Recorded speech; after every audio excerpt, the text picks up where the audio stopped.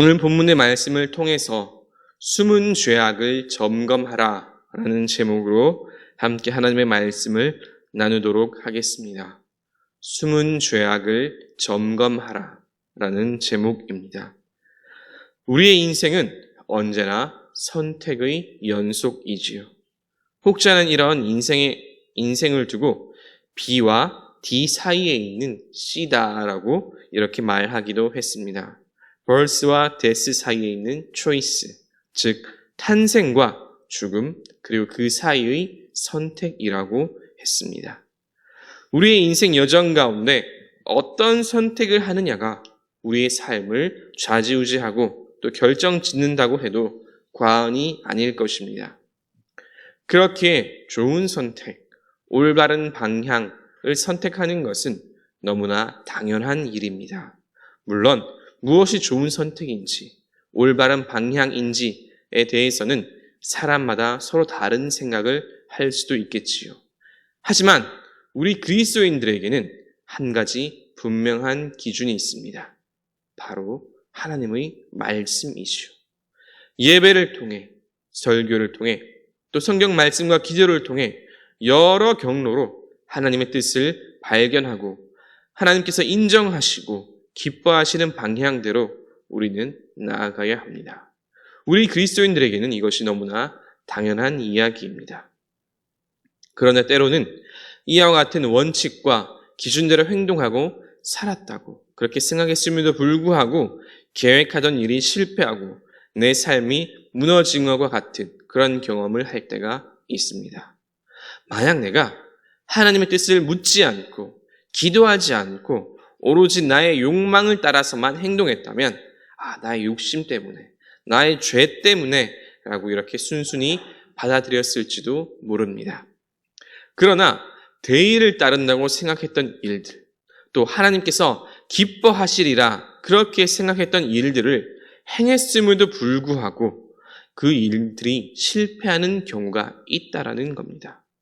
우리 인생에서 참으로 이해하기 힘든 일 가운데 하나는 이와 같이 옳다고 느껴지는 일들을 했음에도 불구하고 또 너무나 당연하게 여겼던 그런 일들이 실패하고 어그러지는 일들을 볼 때 우리는 참으로 이해하기가 힘듭니다.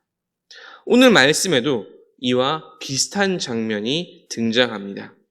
오늘 말씀은 사사기 19장부터 시작해서 이어지는 사사기의 마지막 사건, 레위인의 첩 이야기에서 시작된 일이 이제 온 이스라엘이 베냐민 지파와 싸우는 이야기로 전개되는 그런 과정 가운데 있습니다. 그런데 이 일련의 사건들을 보면 외형적으로는 누가 선이고 누가 악인지 어느 정도 드러납니다. 외형적으로는 누가 보더라도 잘못한 사람은 이 레위인의 첩을 죽인 불안당들이며 그들을 감싸준 베냐민 지파이겠지요. 이에 반해 이들의 악행을 처벌하고 바로잡고자 하는 온 이스라엘의 지파들은 일견 정의로워 보이기도 합니다. 그런데 적어도 이렇게 오늘 본문 말씀까지만 나타난 이 상황들을 보면 그 결과는 참으로 이해하기가 어렵습니다. 읽으면서 고개가 갸우뚱할 수도 있지요. 왜냐하면 온 이스라엘이 베냐민 지파와 싸우러 나아갈 때 그들은 하나님께 물어보고 갔음에도 불구하고 이 전쟁에서 대패를 했기 때문입니다. 이는 일반적인 성경 말씀을 전개하는 사뭇 다르지요. 자, 그러면 과연 이 사건들과 과정들을 통해서 하나님께서는 우리에게 무엇을 말씀하시고자 할까요? 오늘 말씀의 핵심 주제는 숨은 죄악을 점검하라는 것입니다.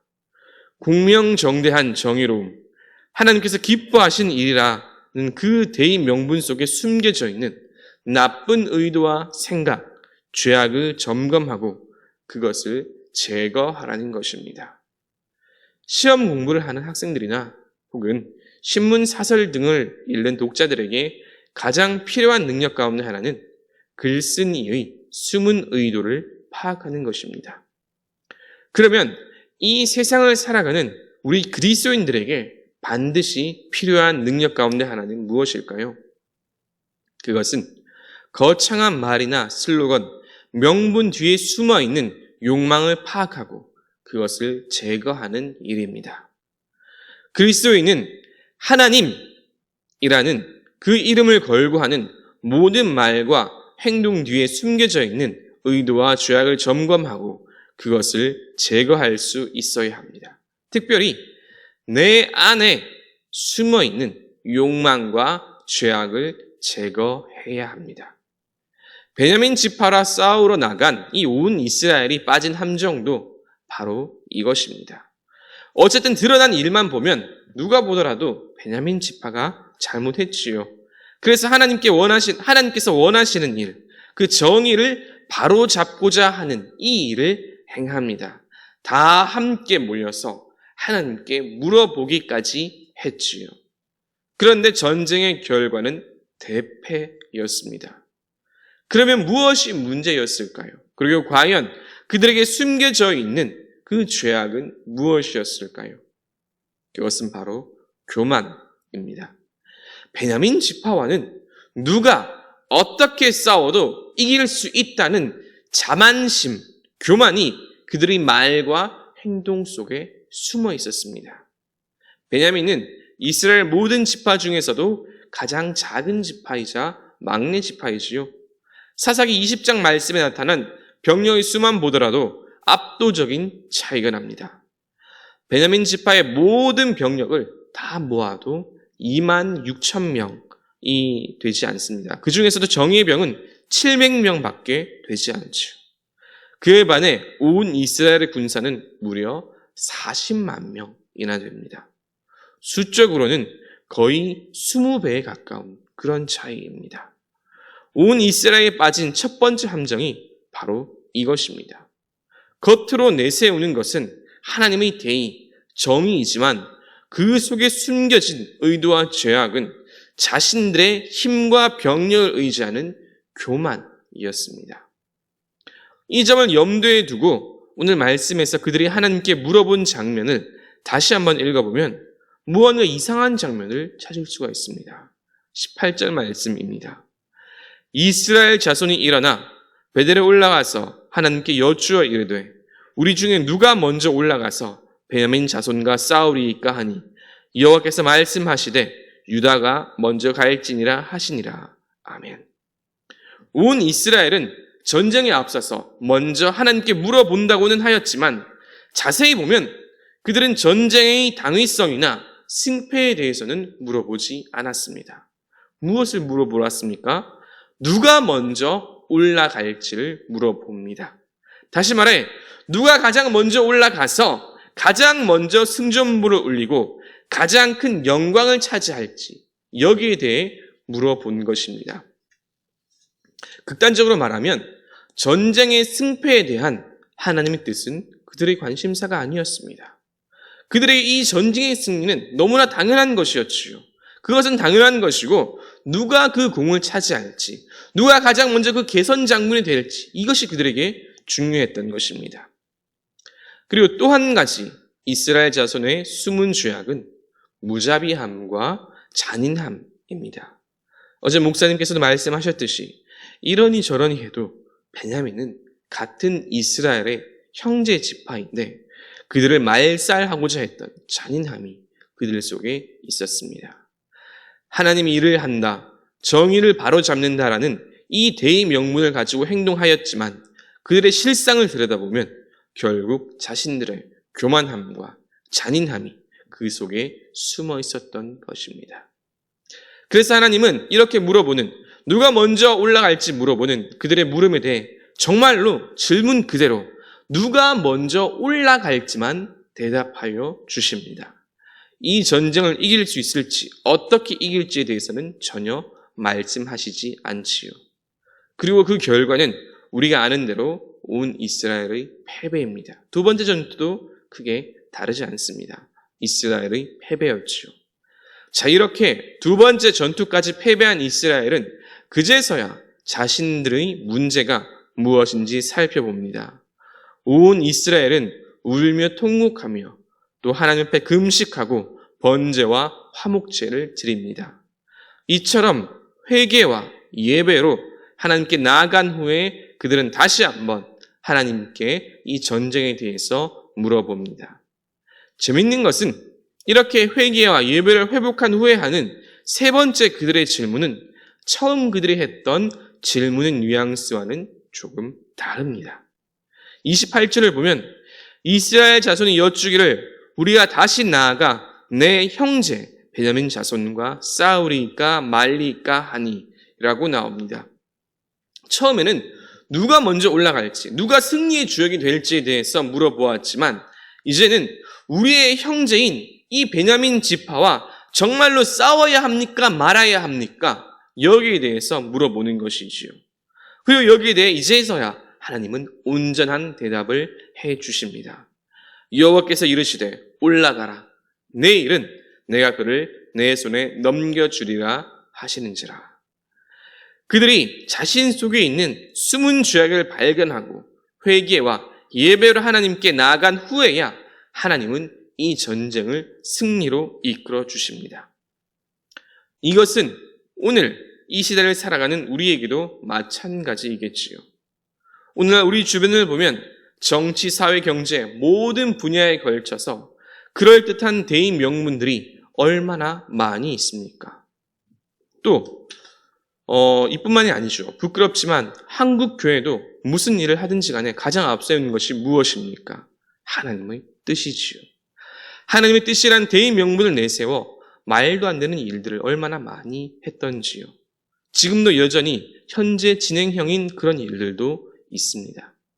그 모든 일들, 교회든 사회든 아무리 그럴듯한 대의 명분을 가지고 있더라도 그 속에 숨은 죄악을 점검치 않고 제거하지 않으면 오늘 말씀처럼 결국 하나님께서는 다 패배케 하시고 무너뜨릴 것입니다. 하지만 반대로 설령 우리가 아무리 큰 잘못을 했다 할지라도 우리가 그 속에서 죄악을 발견하고 회개함으로 예배드림으로 이 모든 것들을 회복하고 하나님께 나아간다면 하나님은 언제 그랬냐는 듯이 다시금 하나님의 밝은 빛을 우리에게 비추어 주시고 우리의 삶을 승리로 이끌어 가실 것입니다.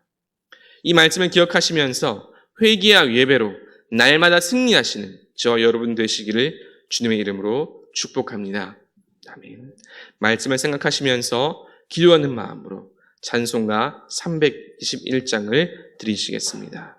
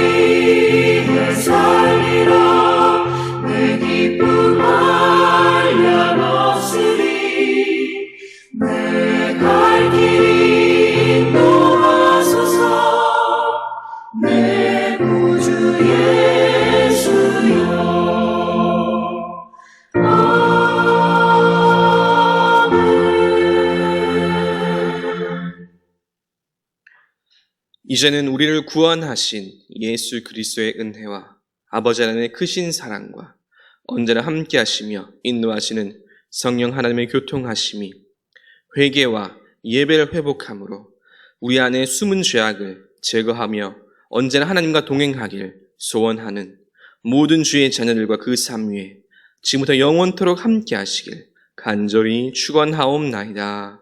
아멘.